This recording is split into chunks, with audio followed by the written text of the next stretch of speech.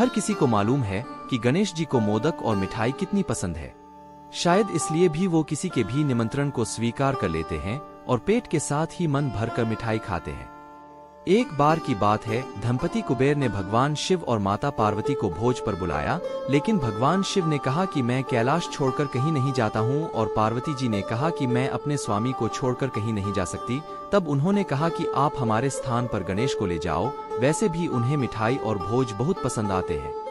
तब कुबेर गणेश जी को अपने साथ भोज पर ले गए। वहां उन्होंने मन भरकर मिठाई और मोदक खाए। वापस आते समय कुबेर ने उन्हें मिठाई का थाल देकर विदा किया।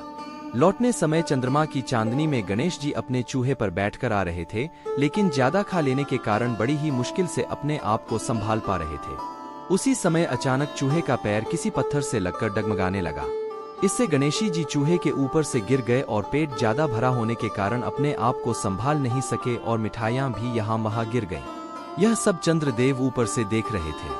उन्होंने जैसे ही गणेश जी को गिरता देखा तो अपनी हंसी रोक नहीं पाए और उनका मजाक उड़ाते हुए बोले कि जब खुद को संभाल नहीं सकते तो इतना खाते क्यों हो। चंद्रमा की बात सुनकर गणेश जी को गुस्सा आ गया। उन्होंने सोचा कि घमंड में चूर होकर चंद्रमा मुझे उठाने के लिए किसी प्रकार की सहायता नहीं कर रहा है और ऊपर से मेरा मजाक उड़ा रहा है। इसलिए गणेश जी ने चंद्रमा को श्राप दिया कि जो भी गणेश चतुर्थी के दिन तुमको देखेगा वह लोगाए के सामने चोर कहलाएगा। श्राप की बात सुनकर चंद्रमा घबरा गए और सोचने लगे कि फिर तो मुझे कोई भी नहीं देखेगा। उन्होंने शीघ्र ही गणेश जी से माफी मांगी। कुछ देर बाद जब गणेश जी का गुस्सा शांत हुआ तब उन्होंने कहा कि मैं श्राप तो वापस नहीं ले सकता, लेकिन तुमको एक वरदान देता हूँ कि अगर वही व्यक्ति अगली गणेश चतुर्थी को तुमको देखेगा तो उसके ऊपर से चायर होने का श्राप उतर जाएगा। तब जाकर चंद्रमा की जान में जान आई।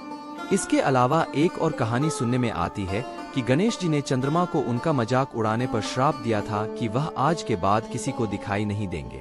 चंद्रमा के माफी मांगने पर उन्होंने कहा कि मैं श्राप वापस तो नहीं ले सकता, लेकिन एक वरदान देता हूँ कि तुम माह में एक दिन किसी को भी दिखाई नहीं दोगे और माह में एक दिन पूर्ण रूप से आसमान पर दिखाई दोगे। बस तभी से चंद्रमा पूर्णिमा के दिन पूरे दिखाई देते हैं और अमावस के दिन नजर नहीं आते।